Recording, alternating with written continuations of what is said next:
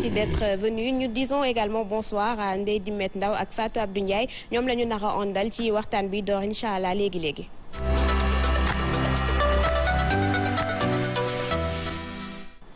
Alors comme ni ñu leen ko waxee woon ni ki démb président Macky Sall am na at ci ñaareelu mandaawam li ñu ci gën a nemmeeku en tout cas bokk na ci njëkk yi nga xamante ne dañuy yokk tey est-ce que c'était évitable. waaw xam nga dafa am lu ñuy wooye ci économie le cycle politico-économique bi nga xam ne ay borom xam-xam yu mag bu yàgg. ku ci mel ne Niskanen ku ci mel ne Kalecki Nordhaus dañuy wax le cycle politico-économique. am na sax économiste bu mag bu ñu tuddee Jean Tirole boo xam ne moo nekk prix Nobel en 2014 day wax ne politiciens yi dañuy ñi politique dañuy ragal jël ay décisions yu baax parce que décisions yu baax yi il faut que nit ñi teeylu xaar pour que mu am résultat donc li ñuy def rek mooy populisme jël ay décisions yoo xam ne ci gàtt bi rek dinañ fexe ba saupoudrer nit ñi convaincre leen ci ay projet mën na bañ a nekk priorité loolu na Sénégal dafa nekk pratique bu fi yàgg bu élection yi jubsee ñu diggee loo xam ne mënuñu ko boo xoolee chaque fois ay FMI Banque mondiale dañuy artu naan ñu bu leen def loo xam ne après population yi dañ ciy sonn ba récemment gis nga FMI li mu génnee ci ay déclaration sur la dette par exemple di ko wax Sénégal Banque mondiale gisoon nañ li mu ñu artoo woon ci wàllu TER bi donc yooyu moom mooy li nga xam ne yàgg na Afrique bu amee ci pays tubaab bi ba Jean Tirole di ko wax ci France sàkkantumaa nag dëkk bu mel ne Sénégal nga xam ne suñuy moyens yi matul donc loolu moo tax bi ñuy jub ci élection yi daaw gis nañ président ni mu gaawantoo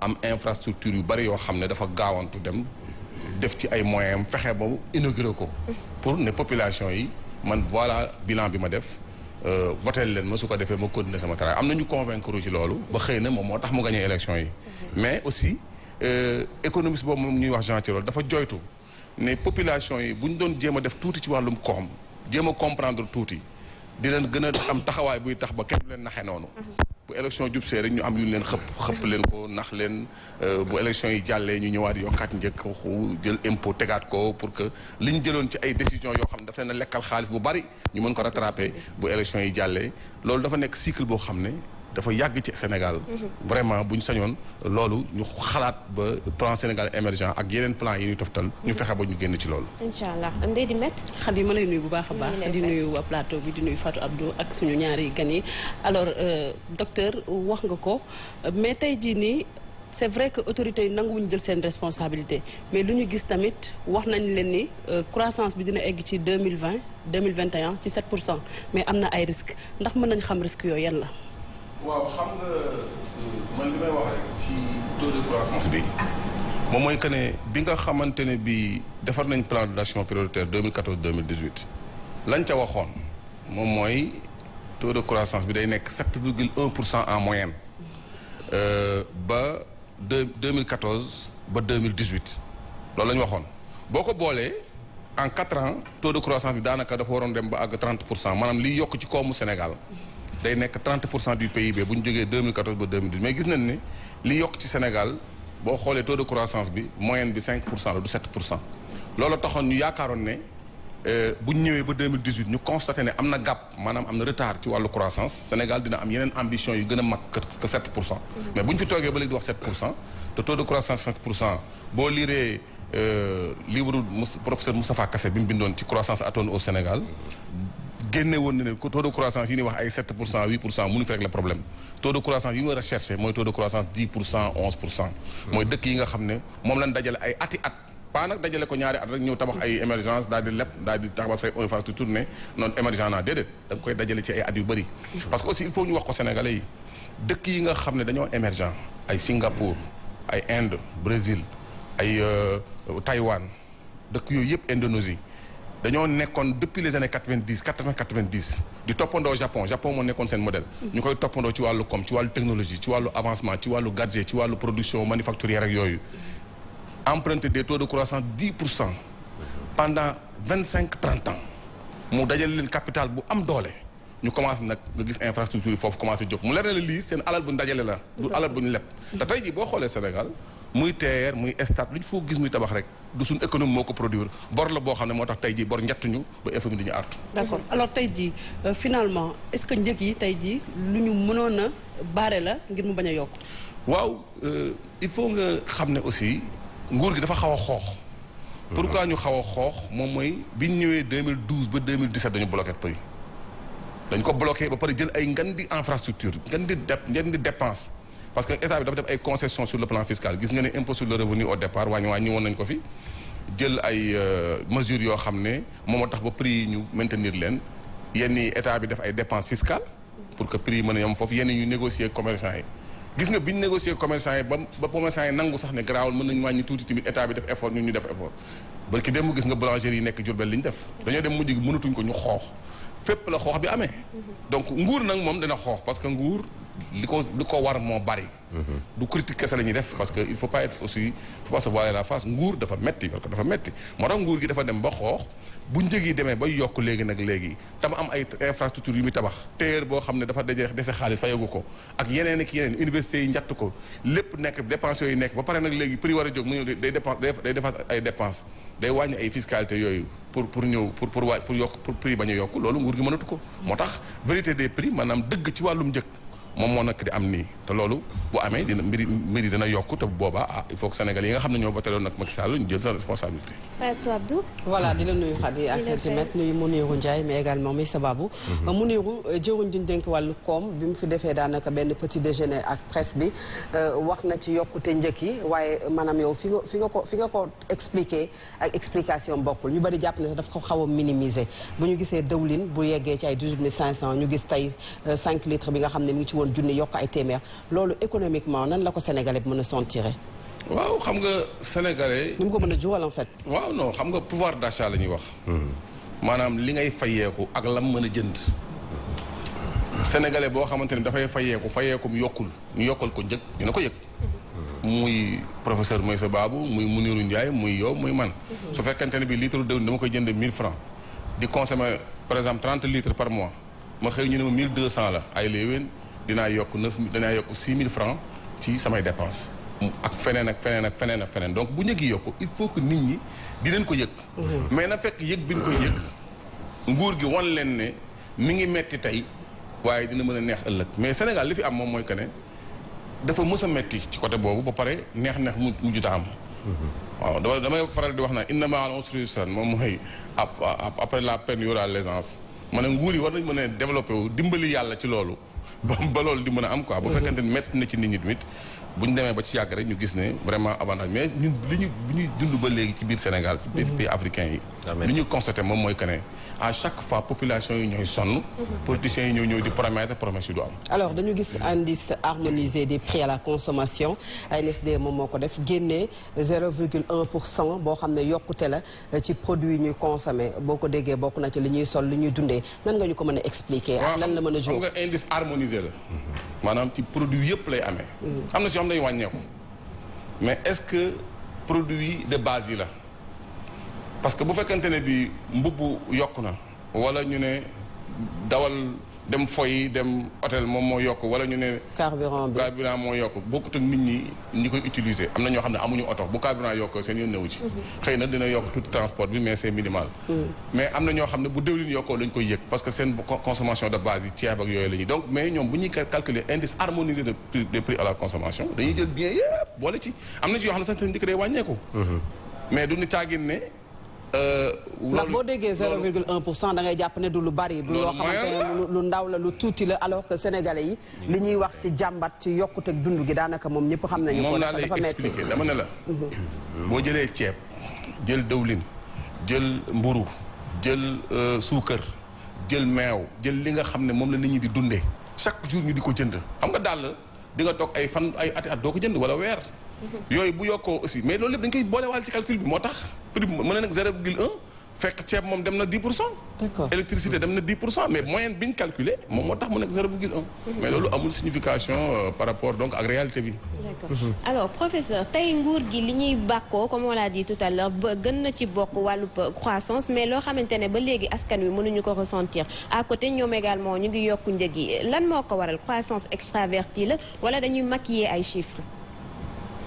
En fait xam naa maquillage bi peut-être sax mën na bañ a am mais day croissance boo xam ne nii comme li Mounirou wax léegi croissance la boo xam ne nii fañ koy tirer moom moo nekkul sénégalais Sénégal 60% des Sénégalais et ça c'est le peuple ñu ngi ci diggante bay sàmm ak napp 60%. Les 40% sont peut-être dispersés dans le commerce ak leneen. mais bu fekkente ne ñoom 40% yooyu daanaka ne représente rien du tout dans cette croissance là ça veut dire que doxul en fait su doxee tamit doxalul ñun waa Sénégal ndax baykat bi gisu ci boppam. koo xam ne nii su jaayee gerteem ñetti weer muy xiif di ko bëgg a rey ñu naan la famine léegi tey ngeen commencé dégg semaine yi di ñëwul loolu xew kon ça ne nourrit pas ces hommes là pêche bi gis ngeen ni mu demee les gens meurent maintenant comme ça comme des mouches dans la mer parce que amuñ lu ñu def leneen lu loolu mais rien n'a été modernisé donc banque bi compagnie d'assurance yi le grand commerce tey commerce bi nga xam ne Sénégal yi ci yoon sax tane woon na mais tey sooy xool ba Auchan ñëwee ak beneen bu mel ni moom daanaka dañu foqar ci 70% commerce boobu nga xam ne daanaka maintenant ñun on a que des miettes avec l'arrivée aussi des Chinois. dafa déstructurer complètement les commerçants sénégalais parce que bu njëkk foo ma sa gis étage bu ñuy tabax su waajan jógewul Italie commerçant la tey mënatoo dox ci mbedd bañ ne la commerçant mooy tabax lii parce que en fait seen source de revenu nga xam ne daanaka suñu message jóge Chine ñun xamuñ ci woon dara tey lu chinois di jaayee téeméer 3000 lañ ñu ko dara jaayee dañoo teeloon bëri xaalis kon dafa mel ni croissance bi benn croissance la boo xam ne nii li ci état di am ak néew moom mooy impôt sur les sociétés te xam nga impôt boobu sax ñoom dañ ko yokk 25% la fi Wade bàyyi ñoom ñoo ko 30%. moo tax après bi ñu wëlbatikoo naan ñu dañuy defaat beneen fiscalité pour yokk wàññi salaire c'est un jeu de yo-yo. kon ma jàpp ne on aurait dû réfléchir sur les choix d'investissement parce que ñoom ñoo ne émergence.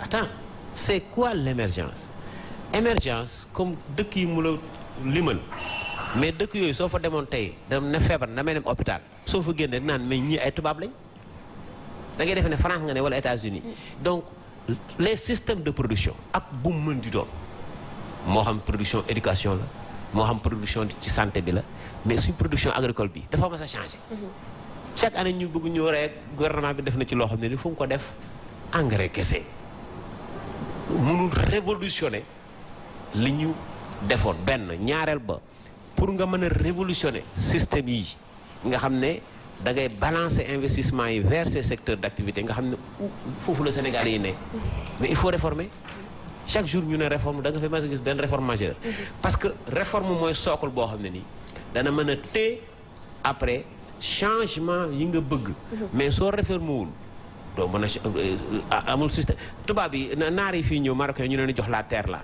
ñoom seen tool la ñuy yor moderniser ko réformer ko seen bopp def ci ordinateur mu leen di arroser à leur manière et cetera mais pourquoi ñun terre bii nga xam ne suuf si laa bëgg wax mi ngi ñuy sax échappé on ne met pas une réforme pour que maire yi bàyyi jaay suufu jàmbur yi parce que Sénégal bi tas na réforme foncière quand même au Sénégal. Pourtant loolu am na fi réforme foncière peut-être. mais ñi ko joxoon ñëpp a daw. C'est vrai. Je parle du professeur Soura que je salue au passage notre ancien doyen. Je parle de l'avocat Maître Doudou Ndoye.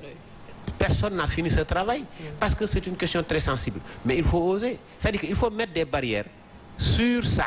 On n'est pas contre un étranger qui vient ñu jox ko bail s'il faut mettre 100 hectares 1000 hectares ñu jox ko 1000 hectares suuf si Sénégal la ko moom jëndul su boobaa lam fay def ça profite à ce pays là mais ñoom en général ñi ngay jox ñëpp culture d'exportation la ñuy def bref kon croissance c'est bien ndax croissance dafa la war a porter ci développement ndax xam nga su Rostov li muy wax les étapes du développement croissance daf ci bokk mais émergence moom concept la boo xam ne nii dafa xaw a transversal c'est-à-dire que c'est pas forcément développement day équilibré alors que croissance moom mën nga baax fii baax fee pays yi mu lay wax nii soo fa demee ndóol bëri na fa am na ci ay secteurs yoo xam ne doxut mais am na secteurs yoo xam ne nii ca ngay xamee ne ça c'est des pays émergents c'est mode de production en quantité ba nga xam ne fi nii dañuy exporter et ces pays-là c'est le Brésil c'est l'Afrique du Sud c'est l'Inde dem bay yóbbu fusée ci asamaan bi xooloo technologie boobu de pointe loolu mooy def émergence mais ñun est-ce que du dëkk yooyu dañu amul pression fiscale bi nga xam ne Sénégal am na ko. mais pression fiscale nag pourtant moo war a joxe xaalis. ñun dañoo am pression fiscale bëri exonération. c'est-à-dire que l'essentiel ñi war a fay ponkal yi. borom entreprise yu mag yi fay ñu ndaw ñu leen di manque en fait. ak maag yow. parce que tout Sénégalais paye un impôt indirectement. même boo ko fayul loo jënd ci boutique bi wala loo jënd. TVA la loolu moom sax sa. je considère que c'est normal.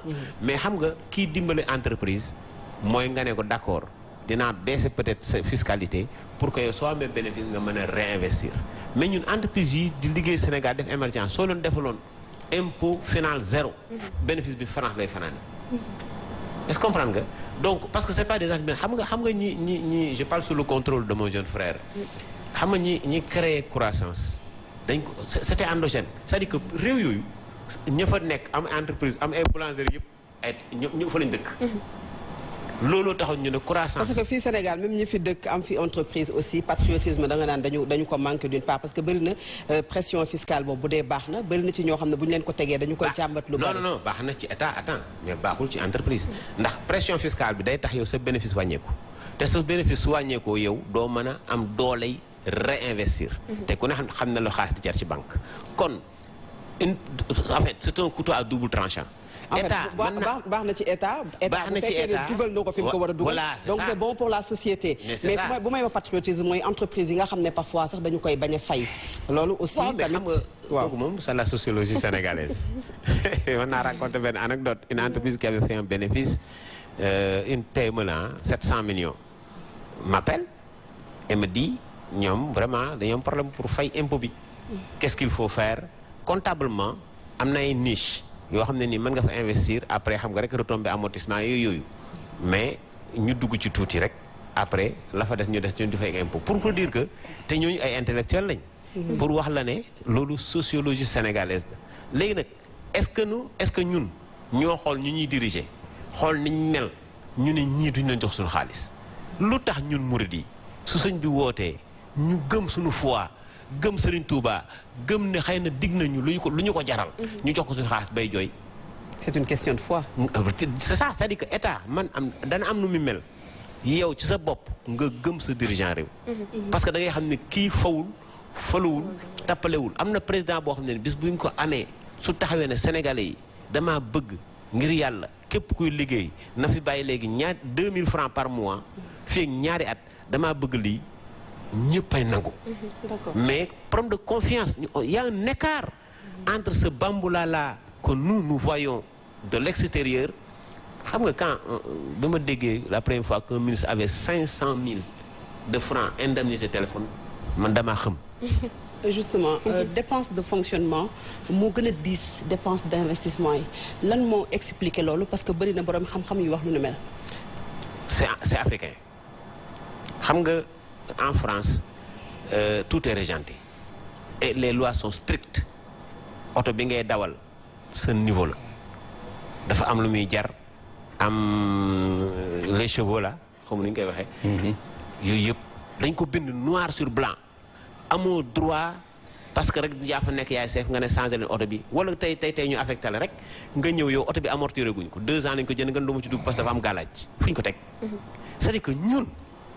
daal dañoo manqué tuuti civilisation defe naa ne te foofu fekk ñi ngi fi yàq rek lay jur yàq ak ki fi nekk sama xarit la lu ma neex laay def lépp jig la franchement on n'est pas sur la bonne gouvernance te sooy xool PSE ñetti ponk la bu ci njëkk mooy bonne gouvernance te bonne gouvernance boobu normalement moo ñu tegoon waroon teg sur les rampes waxuma sax de l'émergence mais du développement ndax dara gënul bonne gouvernance ku ne na nga def la nga war a def man état ma góorgóorlu ci li ma man su boobaa ñun ñëppay participer. tey bu ñu gisee jafe-jafe yi nga xamante ni askan wi mu ngi koy dund ci surtout ci wàllu njëkk yi bokk na ci électricité bi ak denrées de première nécessité yi ñu ngi wax diwlin bi ceeb bi alors tey est-ce que mënuñu dem ba wax ni jamono ji nguur gi ci boppam moom moo war a delluwaat ginnaaw xool lan mooy priorité ndax gis nañ chantier yi nga xamante ni leboon nañ xaalis ba jeex na te terewul dañ ko war a eggale. waa xam nga damay wax souvent nañ bàyyi rek ne benn bi yokku na loolu doo gis l'origine du problème. amul président bu mu neex ñu fal la tey mois bi weer bi ci topp nga yokk ciment yokk neexul président Macky Sall de. dafa subventionné ba sonn. non il n'a rien subventionné il y avait que une subvention sur l'électricité attention ceeb ku koy subventionné. non kenn mënu ko c'est-à-dire que ñoom en 2012 dañu woo commerçant yi ñu ne leen prix yi ñu doon parce que spéculation moo amoon à l'époque ndax guerre bi fi amoon. yooyu xaw a ñëw yëkkati ko ñu ne leen ñu delloo ko. benn dërëmu subvention dugul ci ceeb parce que état attanut loolu. te man d'accorduma ci. gaz je peux comprendre encore que le cours mondial ci pétrole ci gaz dafa demoon ba nga xam ne c'était à terre. on est arrivé même à un niveau de baril de $35 je crois. donc il y avait une chance qui s'était ouverte nga xam ne mën nañ dañ ci dugg rek affaire bi neex. nooy nepp da nga ne neexu ko lan moo tax kon ñu dafa amul solution wala. non foofu laa jëm ñu dugg ci mu neex nooy nepp. Senelec gi sax joxatuñ ko xaalis ba Senelec déclaré Makhtar Cissé ne dafa am bénéfice. kon xam nga jàmm ju nooy nepp moo amoon. mais am na loo xam du wëy ñoom nag boo pendant ce temps lebi nañ. di leb di teg ba ñun ñu débat fi débat feneen ne leen tension de trésorerie. ñu wax ma utiliser naa sax benn jour que je voulais même regretter mais après l'histoire m'a donné raison banqueroute laa leen wax. si on ne fait rien mooy le veille des élections 6 mois avant. mais gi nga. banqueroute mooy perte de état bu perte léegi bi ñu jógee élection mënuñ ko dindi mais dañoo xaar élection yi passé soo fekkentee da ngaa leb ba toll fenn fi banque mondiale xam nga lu mu lay wax gone gu mbooyee xam nga foo koy xaar ci taatu ndaali ba ter nañ leen teer ñu bañ gi nga tous les investissements sur le domaine du transport dañ leen wax dafa ëpp et regardez tout est concentré à Dakar pendant ce temps des Sénégalais yu dëkk peut-être Mbacké comme man mais amuñu ndox bu neex bu ñu naan nga concentré Dakar kese man gisuguma Sénégal dëkk boo fay dem gis fa loo xam ne nii waa dëkk ba dañ ne état bi def na fi lu rëy lii ay piste de production lañ lay wax ak ay PDC yi donc am na foo xam ne nii soo fa tollee ci bor da ngay fay. c'est vrai. te Sénégal xam nga benn réew la mooy fiscalité. waaw léegi nag fiscalité port ak aéroport TVA yi ñu doon wax impôt suñ ko dajalee xam nga lu ñu ciy def par weer parce que loolu par weer la fay salaire. 100 milliards tëdd. tey jii bu ñu gisee mbir yi. port bi dem 80 milliards. muy ñaata 180. loolu est-ce que impôt mën na ko génne. wala soo ko defee doo gas teen. tey bu ñu gisee ni mbir yi doxee est-ce que mën nañu gëm dëggantaan que ni PSE bi dina jur dara à l'horizon 2024 sax avant muy egg 2035. dans tous les cas nous sommes en difficulté. te man de la ma xamoon mën na changer nag mais dimension bi ñu dugg su ñu def guillemets xam nu mu tudd ajustement structurel. baat bi nag ku leen ko wax ñuy xaru. mais moo am Abdou Diouf moo ko daloon bàyyil subvention ana élèves étudiants yi yóbbuwoon école privée. bàyyil subvention dindiwuñ bu Senelec. c'est vrai. Banque mondiale lu leer la wax. loolu su fekkente ne nag dicté moo ci des mais ajustement nga ne yokkal prix yi. wàññi say charge de fonctionnement foofu rek lañ lajjee ndax bañ leen waxee wàññi leen charge yi waruñu woon yem ci essence ak téléphone. dañu waroon dugg bu baax wàññi charge de fonctionnement yi sakkanal fa lu bëree bëri ba nga xam ne diisaayu fay bor bi. da nga ko fay ba pare mu desewaat sax weccet boo xam ne da nga mën a dem gas si teen foofu loolu mooy problème de fond bi. li yokk njëg bi man gëm naa ne sax pare guñu. ndax gas kuy gas xaalis. bul xam ceeb yokku na diwlin yokku na. non ñoo ko yokk 12%. oui yaa ngi fàttaliku. yàggul ça fait un mois def naa. ils ont mis 12% sur tous les produits importés. te Sénégal nag pays d'importation la. commerçant yi koo ci laaj mën a bàyyi naa. alors pour dellu si waat un peu ci docteur comme ni ñu ko waxee tout à l'heure déficit compte courant bi dafa gën a xóot dette bi également boo moyul ñu yegg plafond bi donte xaw nañ ko soreetuñu ko ñu gis également que ci la ñuy gën ñoom di teg ay projet BRT bi maintenant gis nañ stade olympique bi à plus de 150 milliards est-ce intelligent de songu projet yooyu yëpp dugal ci xaalis boobu yëpp ci moment bi nga xam ne secteur yëpp a ngi jooy. waaw xam nga Sénégal moom neexut a waxee.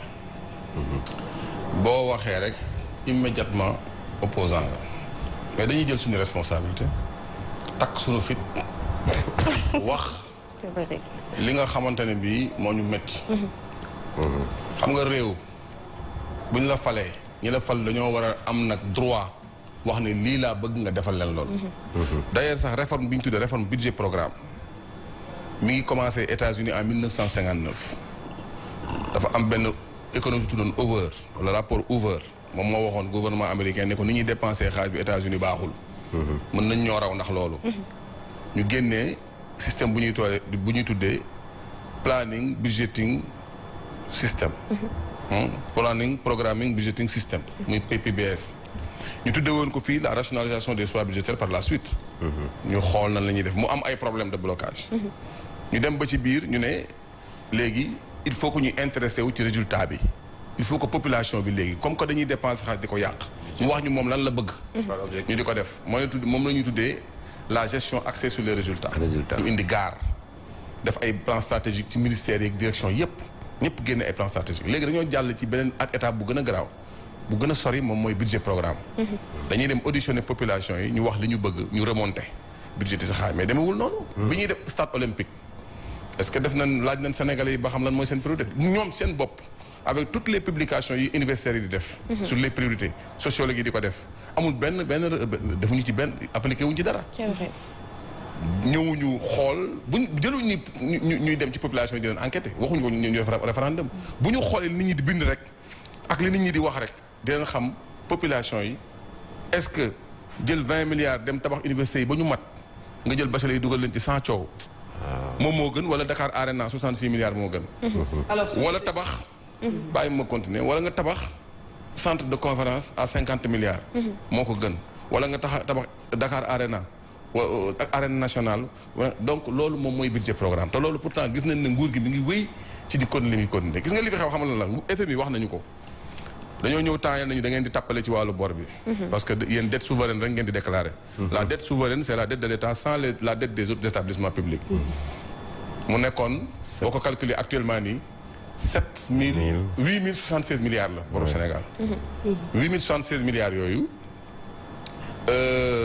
mooy boru Sénégal mais boo ci boolee yeneen bor yi. l'État central quoi 9115 milliards la ñu am bor. moo tax FMI nañu comme que bu ngeen demee 9535 milliards da ngeen di dem ba nekk sur endettement kon ren mun leen a weesu 449 milliards. ci foofu lañ basé wu. parce que ñun dette bi ñuy déclaré ak dette bi réalité bi globale bi bokkul. ci la FMI ñëwoon temps yële nañu da ngeen di tàppale. alors Banque africaine de développement également ci lancé boobu wax Sénégal ne maîtriser boram est-ce que diplomatique du discours bu diplomatique kese mais li nekk ci biir dëggantaan yaa ngi ko wax sànq moom mooy bor bi dafa ëpp est-ce que du loolu. waaw mais loolu la mais que ça soit ñi lay lebal. nga xam ne xaalis bi ñu la lebal xaalisu jàmbur la kay. dinañ ñëw artu la. ne la yow bu yàggee doo ma fay de xam nga tey jii boo leboon benn nit sa xaalis rek gis ko mu dem di foy liggéeyiwul nga gis ko mais bu yeggee da nga ñëw taxaw ci buntu dancing bi bu génnee nga taxaw nag booy yow dama laa jox sama xaalis mais yow fii ngay ñëw donc loolu moom mooy li nga xamante ne bi moom mooy réalité endettement parce que pour man li FMI wax ak Banque mondiale naan TER bi baaxul def leen lii man dama mës a contre affaire FMI ak Banque mondiale mais wax nañ leen dëgg parce que FMI dafa ñëwoon nañu man dootuma leen lebalati à partir des années 2000 dafa amoon ce qu'on appelle l'instrument de soutien à la politique économique ci la ñu doon aider léegi dañoo créé benn ICPE mooy instrument de coordination de la politique économique am nañ droit ñëw comme que ñun dañuy gérer ay CFA yu xam ne FMI da ci am wàll Europe di ci am wàll sunu monnaie stabilité am ñoom dam ci am wàll parce que ñoom dañoo am rôle bu ñu koy stabiliser ak yooyu am nañ droit ñëw si suñuy ratio de manière prudentielle ñu ñuy wax lan lañ war a def. alors est-ce que lu ñuy wax fan yi naan Sénégal dafay leb ba pare pour fay bor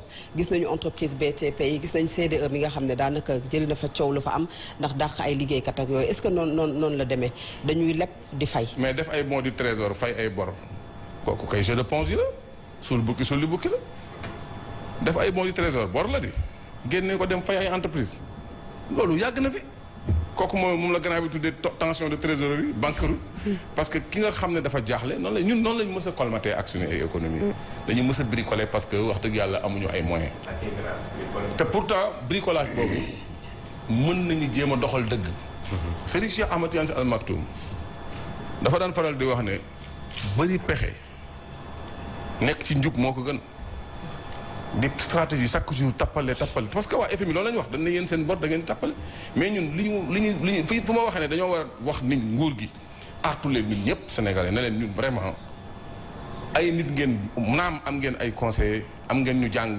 wallahi amul kenn ku ñu natable njàngam ci biir nguur gi mais ñun tamit en retour am nañ droit am observation argument contre argument ñu ne leen fi ngeen jëm nii da ngeen indi problème wala bokk bu ñu demee ba 2023 commencé am pétrole bari yooyu yëpp lekk ko duñ ci mën a jëriñoo dara.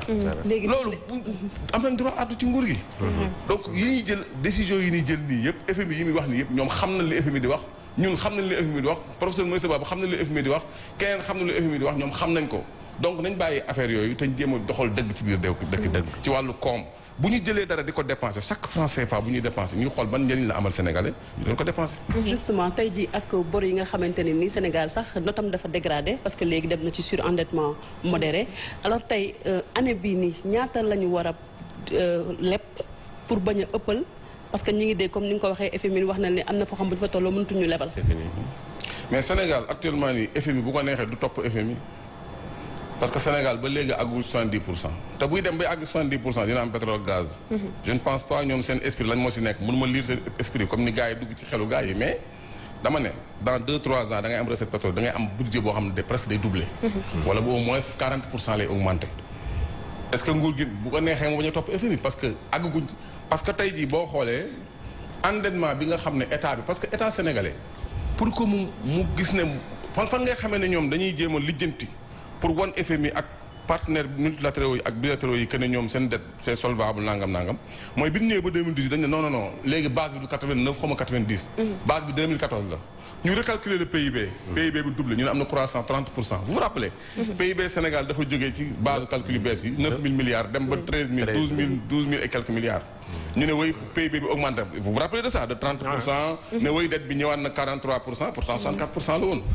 mais même bi ñu defee loolu ba pare en 2014 commencé bi ñu ñëwee 2017 ba léegi de 43% nous sommes maintenant selon le chiffre officiel yi état bi di utiliser 54% de dette mais boo jëlee le FMI aussi li mu ñuy reproché mooy dette globale bi 64% du PIB la donc des na 6%. la dette est encore soutenable.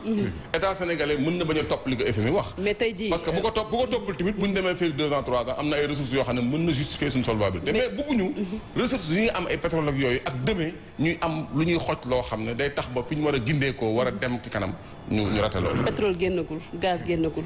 te urgence yaa ngi taxaw sa chantier yi eggaleeguñ ko Sénégal bu toppul FMI nan lay def.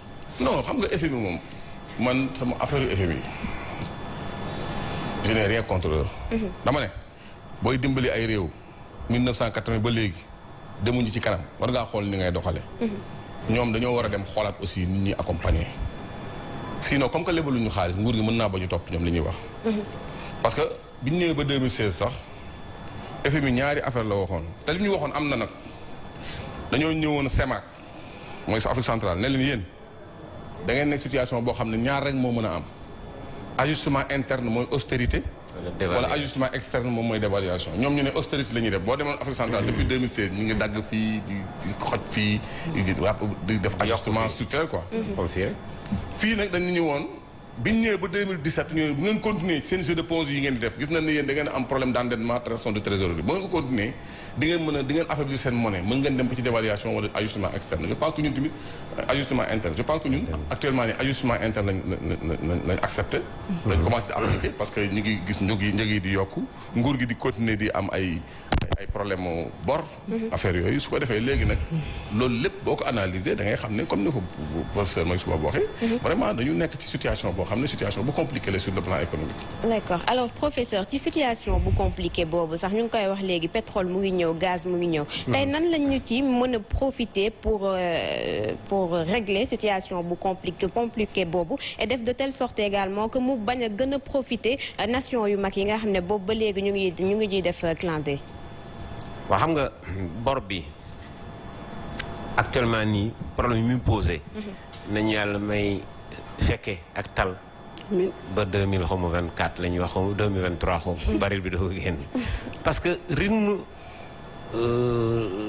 Sénégal seen coût de la vie ni muy yokkoo dafa doon loo xam ne nii pauvreté bi day gën a dem xam nga l'indice il y a 1 mois et demi je crois IDH bi génnoon luñ ñu def on est dans les 25 derniers. C'est vrai. Voilà les pays les plus pauvres. xam nga waxantu wuñu gis nga économie choix la.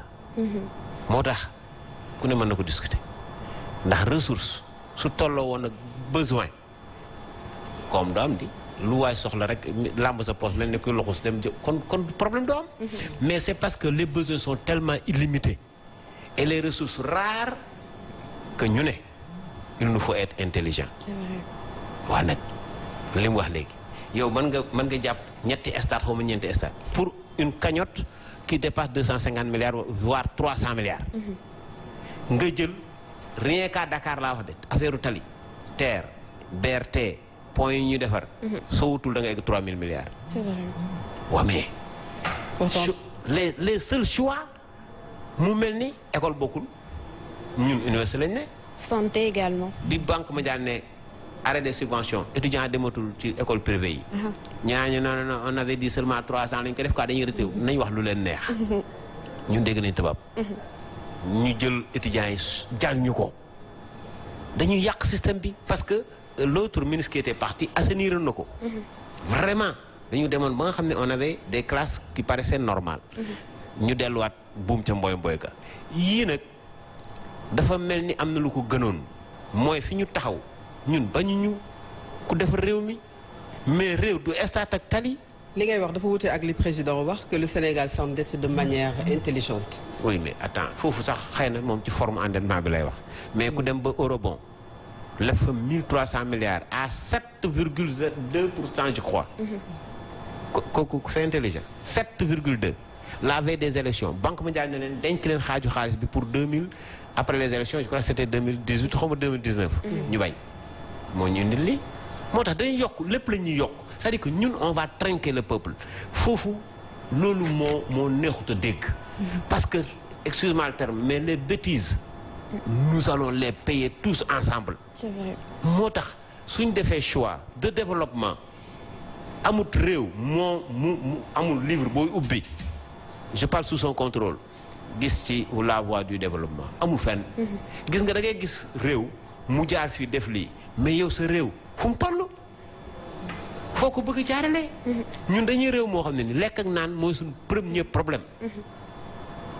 gis nga suñ ñëwoon Guana bu Ablaye Wade ba su réussiroon tey on serait à une autosuffisance. waxuma en riz de alimentaire ndawal dana yomb tey kon 2000 lay jar wala 1500.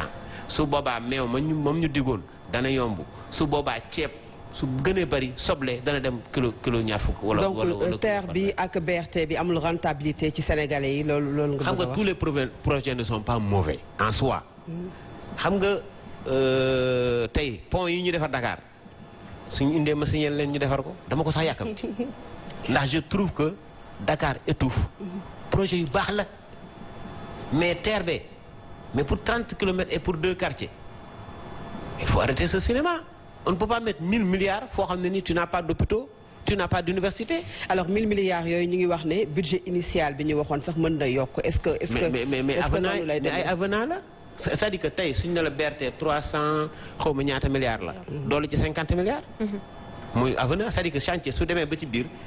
entrepreneur bi daan non lii c'était pas prévu wala dañuy modifier lii suñ ko modifier nag man it damay changer indiwaat beneen facture loolu seeni tappale la rek lu ñu la wax dolli ci 50 milliards pratiquement loolu mooy avenant day yokk facture donc ça va nous coûter plus cher mais ñun li ñuy contester ci choix mooy doone par force man li ma def baax na nee naa la économie c'est discutable ku mu neex nga ñëw taxaw fi défendre ko ba mu neex mais ku nite te lu am logique ci boppam soo ne ko man ñi ngi may defaral terre di ma defaral BRT dans une seule et même capitale te ñu ne nga ne ko ana université mu ne la amuñu université su nitee daan la da ngeen a juum.